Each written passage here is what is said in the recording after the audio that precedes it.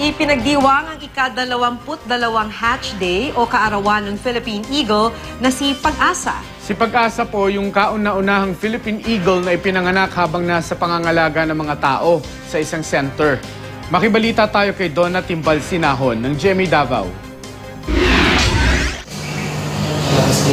Sinimulan sa isang misa sa Philippine Eagle Center sa Davao City ang ika-22 Hatch Day o kaarawan ng Philippine Eagle na si Pag-asa. Dumalo sa pagdiriwang ang mga empleyado, estudyante at iba't ibang grupo. Nagsagawa rin ng lecture tungkol sa pag-aalaga sa mga ibon. Inabangan din ang pagpapakita sa mahigit 40 agilang inaalagaan ng Philippine Eagle Foundation. Well, Pag-asa's doing fine. Right now, he's actively producing semen as compared before na wala pa yun. So karon medyo he's getting into breeding.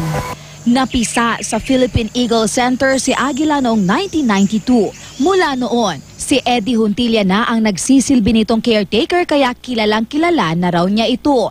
Kabisado na raw ni Eddie pati mga paboritong pagkain ni Pag-asa. Namanggit tayo mga klase-klaseng pagkaon para sa ila, murag diet part sila. So nagakuan ang iyang usually ginaganahan sa pagkaon ni si Rabbit.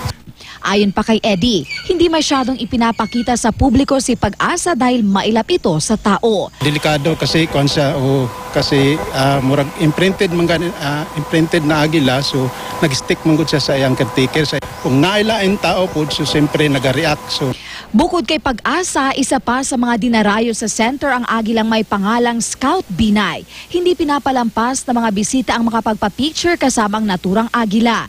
Umaasa ang mga tagapangalaga ng mga agila na magsilbisa ng paalala ang pagdiriwang ng Hatch Day ni Pag-asa na dapat pangalagaan ang mga tulad nitong endangered species. We take care of Pag-asa and his kin very well here sa center as well as dun sa wild. Respect the animal.